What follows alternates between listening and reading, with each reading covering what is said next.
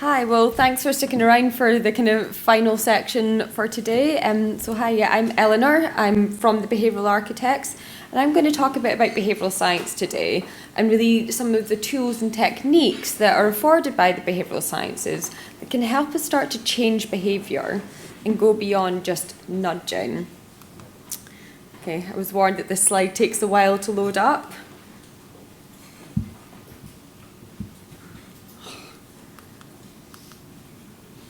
Can you, here we go. Okay, so after a bit of a glitch, I'm sure the rest will hopefully be smooth. So this is our team at the Behavioural Architects. We are essentially a behavioural science research agency. So we've been founded, it was around kind of 2013, to harness the wealth of insight into what motivates human behaviour from qualitative research and the behavioural sciences. And it's this foundation that we take forward to solve any type of client challenge related to behaviour, which means I've worked across the board, customer services, working in contact centres with News UK, to developing communication campaigns for Public Health England and the government, to working with Google on stuff that I can't talk about. So hopefully today this will be a bit more practical in the sense of things that you can take away and apply to your distinct areas. Okay, so just a bit of an introduction to human behaviour. So those of you who work in this area, please excuse me, but it's always good for a recap. So up until fairly recently, we've had a fairly kind of logical perspective and understanding of human behaviour. And there's been two distinct paradigms here. One being kind of neoclassical economics, and this is based on the assumption that we are effectively rational beings, we make quite rational decisions.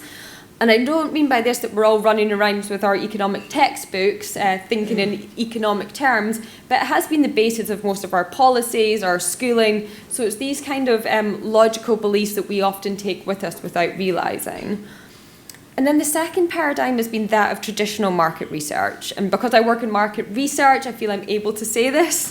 And that's kind of founded on the assumption that we can make hypothetical decisions.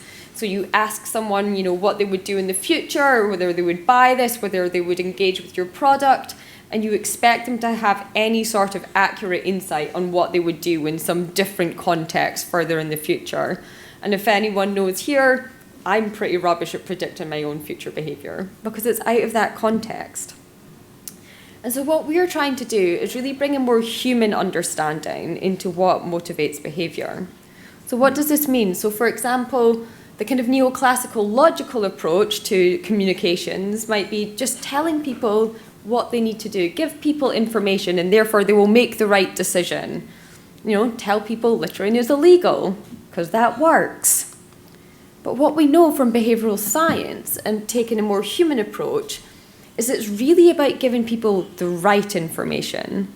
So what we can see here is appealing to what other people do. We are social beings, and we're influenced by what other people like us are doing. And we find that this type of communications is far more effective at influencing behaviour than the more kind of logical approach. So appealing to how people genuinely make decisions. Again, another example from more market research, another logical approach. We might put people into a room and ask them, would you pay this for this new product? Is this a good price point for you? Does it reflect the value? Oh, and they say it's too expensive and the product might not go ahead. But what we know by taking the human approach and looking to behavioural science is that value is actually relative.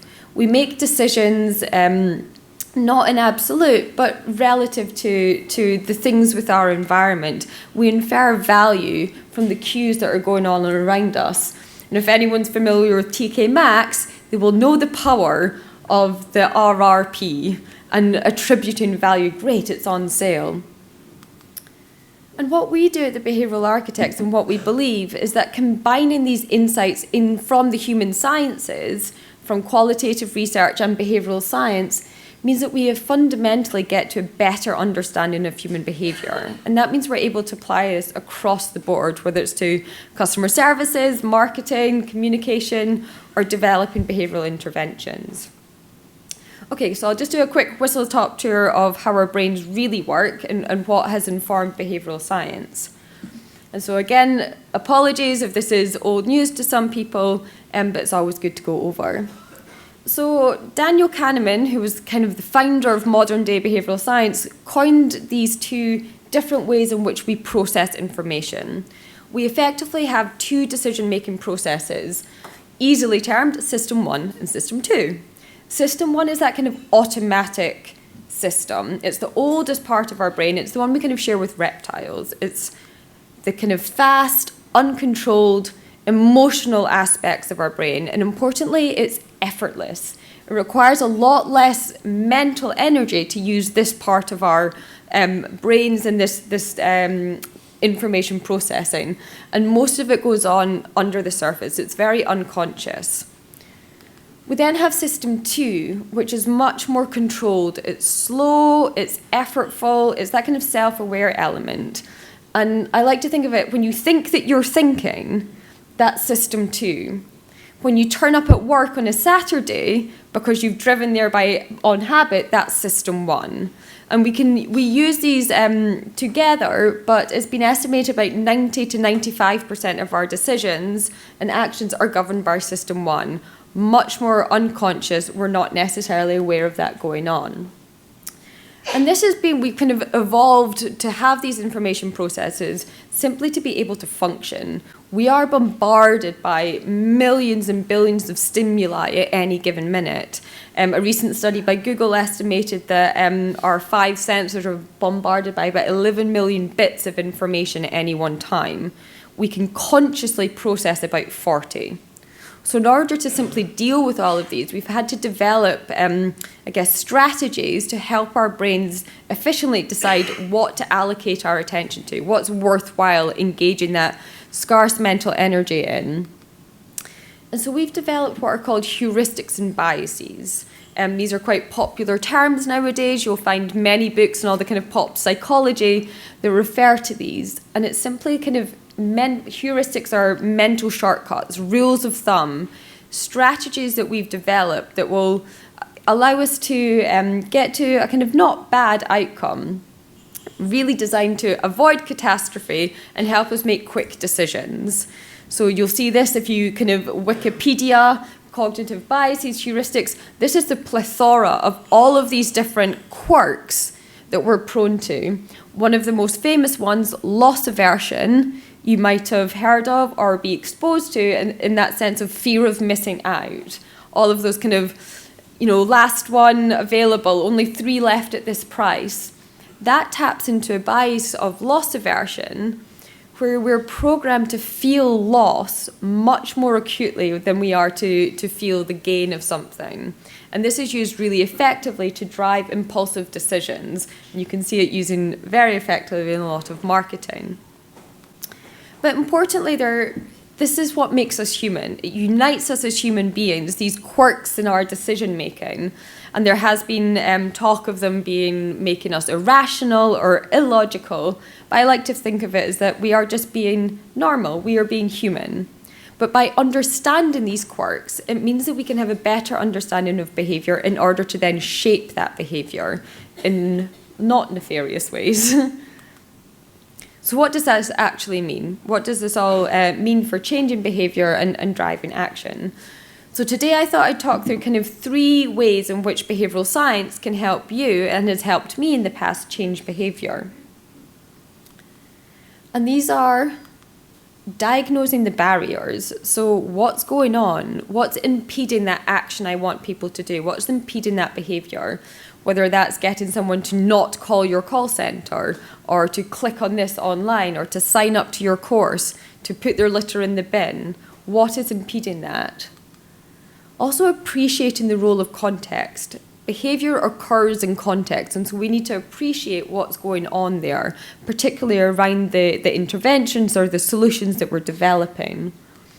And then thirdly, designing solutions. How do we bring all of this together to come up with a more effective and efficient solution? And I'm going to do this through a case study of ours. And I've deliberately chosen a kind of slightly tangential case study so you're not getting too hung up on the specifics, but rather the tools and techniques that I'm going to talk through because they are applicable to all of you in your various roles and disciplines. So we worked with the Big Issue a few years ago to come up with a solution to changing the charitable behaviours that were involved. And what was our mission?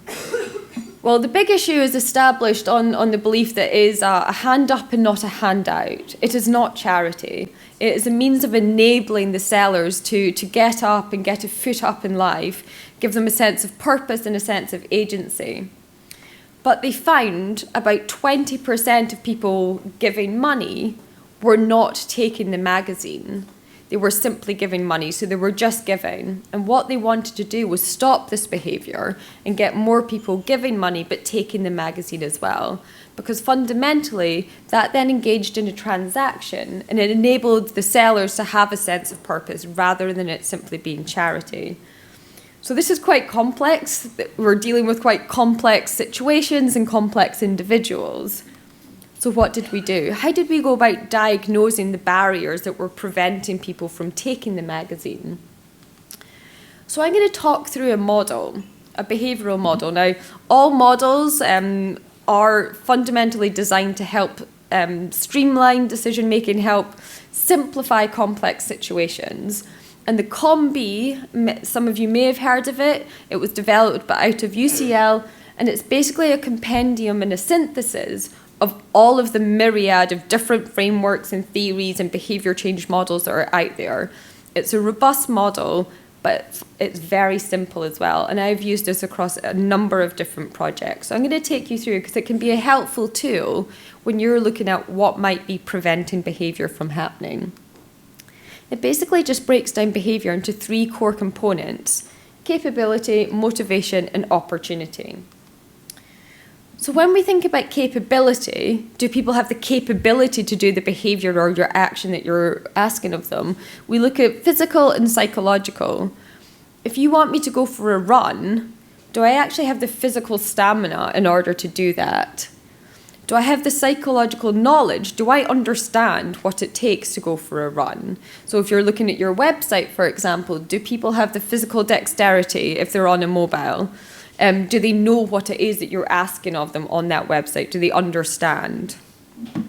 Then we look to motivation, and we have our automatic motivation, which might speak to our habits, automatic systems that are going on, but also our emotional response, what might be impeding people there. And then the reflective. This speaks to, for example, our beliefs about the worthwhileness. Like, do I actually think going for a run will benefit me? No, which is why I probably don't do it that often. And then when we look at opportunity, this is more about our environment, so looking outside of ourselves. We look at our physical opportunity. That's like, do I have the time? Do I have the money? Do I have the tools to do it? Do I have a pair of trainers to go for a run? These types of things. Is the physical environment around me supporting? And then the social. As I said, we are very social beings. And so is our social environment, our peer groups, the people at work, the people surrounding me, are they supportive of this behaviour or are they not? So we look at the smoking ban, for example. That created a much more supportive social environment because it wasn't allowing everyone to smoke collectively. Suddenly it was harder to do that behaviour and the social opportunity changed. So this can just be a really effective way of consistently thinking through the different factors that might influence behaviour. So how did we do it with the Big Issue? So we identified, amongst many other barriers, 3 big ones that came out of it. In terms of capability, we found there was an awareness issue. People just didn't know how much it cost. They weren't aware of it. And so there was a sense of embarrassment. You know, they didn't want to kind of fumble with change and have to bother this person and ask how much it was. And also the uncertainty about it meant that they just continued with their own behaviour. So we talk about ambiguity aversion. The more uncertain we are, the less likely we are to change our course of action, the more likely we are to stick with the status quo. So that was going on. We then found a kind of motivational barrier around that belief of worthwhileness. So whilst the Big Issue is actually, or does have award-winning editorial content, no one was really aware of that anymore. You know, audience change, times change, and so that the content had kind of lost its currency. It was no longer salient to people. So it was like, what's the value in me buying this anyway? And then the third big one in terms of opportunity was that people didn't feel they actually would have the time to even read the magazine. So like, what's the point in me taking one if I'm not going to have the time? And all of these together were working as really strong barriers that we needed to overcome in order to change behaviour. So you can see how you can easily start to systematically think through your unique challenges. Okay, so that's all well and good. So how do we move forward? So the next element that we need to do is think about the context, because as I said, behaviour occurs in context. We're influenced by everything that's going on around us. And what I want to talk through is 4 things to bear in mind when you're designing your solutions or you're designing your interventions. And these are very specific to the situation in which you might be delivering a solution or an audience might be engaging in your solution. So that's, first of all, the time. You know, thinking about the time of day, month, year that you're engaging with people. Is this the best time to be doing it? What's going on for them? Particularly if you're sending emails or comms, you know, is that on your time schedule because you want to fire it off at 9 o'clock? Or is that for the best time for that individual that you're trying to target? The medium, the platform, the way in which you're delivering your message or your solution. All of these different platforms and mechanisms have a different, I guess, association attached to them. So thinking through, is this the right medium for the message I want people to take away? Is there a different one that we could use? What's the mindset that people are going to be in when you're targeting them or when they're engaging with your solution? You know, is it going to be conducive or are they going to be stressed and kind of narrowing down? And also, what are the competing demands on attention? In this kind of busy day and age, there are so many competing demands. And I'm sure all of you think about these things, but it's just, again, bearing in mind that you might want to think about all of them when you're engaging in developing solutions and just making sure you've gone through these. So what did it mean for our big issue challenge?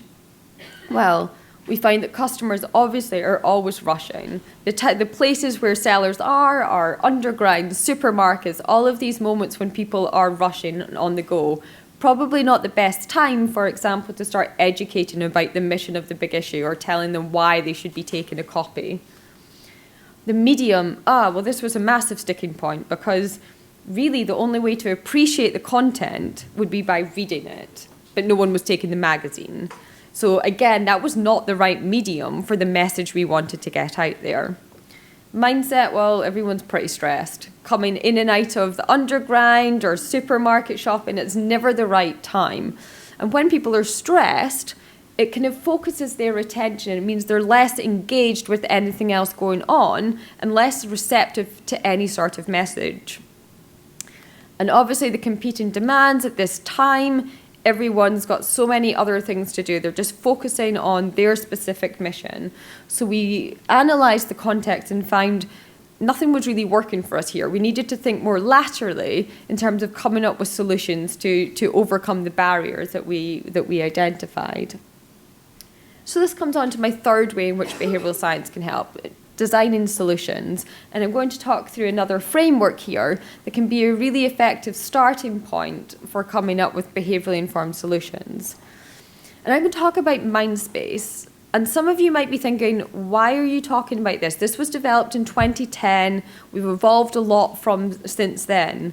But what we're finding is, like, whilst there's a tendency for every behavioural scientist to come up with a new concept and name a new thing, and you saw at the start this plethora of different concepts, at the Behavioural Architects and the research we're doing is we believe there's going to be consolidation down on the core facets of human behaviour that have stood the test of time and been found to systematically influence behaviour. And they are captured in mind space. It's a mnemonic that goes through 9 of the core principles that do influence behaviour. So we have messenger, the messenger effect. That really talks about who or what, thinking about platforms as well, communicates the message, influences what we take away from it. Incentive, that's where we might think about FOMO, loss aversion, but basically the incentive can change what you appreciate and the value of things. Giving someone a different incentive will influence whether they're likely to engage in the behaviour. N is for norms, social norms. We're all kind of governed by what other people like us are doing. So we've all seen these like 8 out of 10 people do this or 9 out of 10 do that. This is one way of doing social norms. There are different ways we can apply it, but it does speak to our tendency and desire to do what other people like us are doing. We don't like to feel uncomfortable with our peers. D is for defaults. We tend to go with the path of least resistance, stick with the status quo. Who's ever kind of set up a laptop or a new phone, you're just like, yeah, click. Just go on. Yep, take the default. And this has been really big with organ donations now. We know we're moving to a kind of opt-out rather than opt-in because we will go with the path of least resistance. Again, thinking about these things can change behaviour. S is salience. We're drawn to what stands out, no-brainer, but also what we think is relevant to us, which is why using people's names in communications has got really big recently, because even if we know it's from a company, it's not a personal thing, we do still feel that personal touch and it stands out to us. P is priming, and this speaks to the fact that we are influenced by subtle cues within our environment. So this might be a smell, it could be language used, it could be a sound. All of these kind of unconscious cues activate different associations in our brain, which then influence our course of action.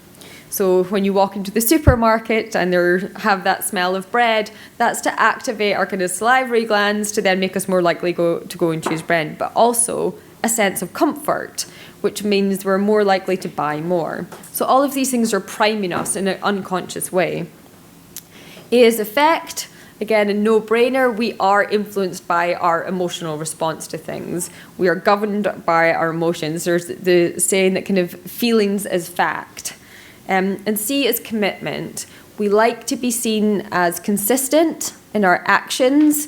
The more public a commitment we make, the more likely we are to stick to this. This is used quite effectively in the kind of foot in the door effect.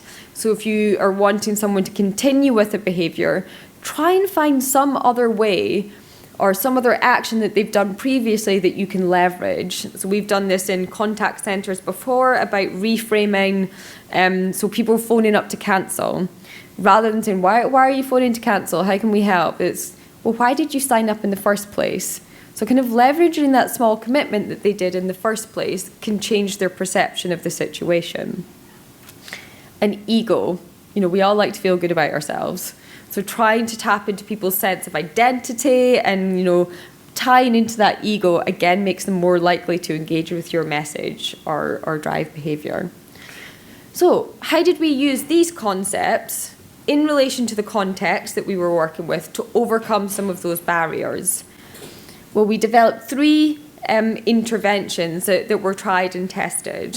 1, making the price really salient at the point of purchase. 2, making content call-outs. And 3, using third space environments to educate people.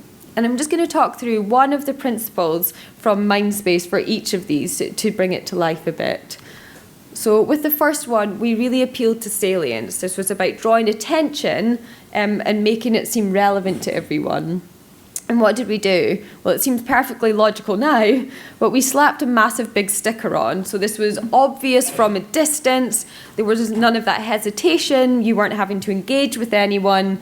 And it really just made that price front of mind. And it also established a transactional relationship rather than that sense of charity. The second one leveraged affect and really appealing to our emotions and our emotional content, engagement. So in order for the sellers to come a bit more visible and using their voice rather than just asking for money or if you wanted the magazine, we pulled out 3 interesting things each week from the magazine that the sellers could then shout out. And it created an emotional connection both between the sellers and the buyers, but importantly between the sellers and the magazine. They were just more committed to the magazine because they had a sense of connection with it. And then with the last one, we pulled upon priming. So really using the environment and the cues within an environment to make certain things more mentally available. And this was through simple little postcards. We placed these in coffee shops surrounding sellers with kind of novel and engaging magazine covers on them. And that said, think about these when you go past your nearby seller. So they were all within the periphery, and it was educating them on the Big Issues mission. But importantly, when they left the coffee shop, the magazine then was more mentally available, it was front of mind, and made it more likely that they would engage with the seller when going past. So all of these together, over the period that we tested it, increased buying and taking by 46%. So what does this mean for you? Well, hopefully you'll have taken away today that these are just tools and techniques, insights from the behavioural sciences that can help you better understand behaviour, develop more targeted solutions, and ultimately have greater impact in the work that you're doing. If you want to read any more about our case study, if you search, a bit of a mouthful, AQR, stopping people giving and not taking, or you can just ask me afterwards. And equally, we've got a couple of books that lying around. I've brought some because we do publish a lot, kind of thought pieces, kind of research in this area, and we do produce a lot of thought-provoking articles. If you want to know any more about these, just give me a shout afterwards. Hope that's been helpful. Thank you.